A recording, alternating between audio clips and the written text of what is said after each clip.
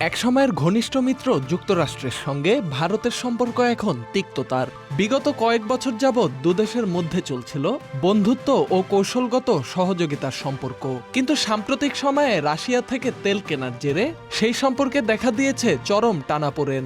Trump প্রশাসন পাল্টা পদক্ষেপ হিসেবে ভারতীয় পণ্যে 50% পর্যন্ত আমদানি শুল্ক বসিয়েছে।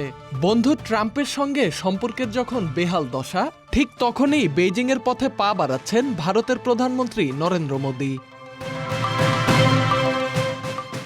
দীর্ঘ প্রায় 6 বছর পর চীন সফরে যাচ্ছেন মোদী। একই সময়ে চীন সফর করবেন রুশ প্রেসিডেন্ট ভ্লাদিমির পুতিনও।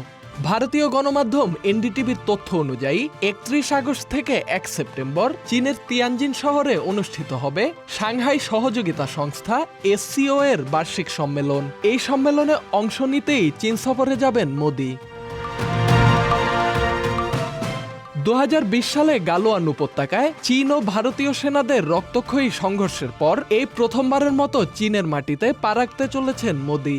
সর্বশেষ 2019 সালে চীন সফর করেছিলেন তিনি। ভূরাজনৈতিক বিশ্লেষকরা বলছেন, যুক্তরাষ্ট্রের সঙ্গে দূরত্ব তৈরি হওয়ার এই সময়ে চীনের সঙ্গে সম্পর্ক পুনর্গঠনের কূটনৈতিক প্রয়োজন অনুভব করছে নয়াদিল্লি।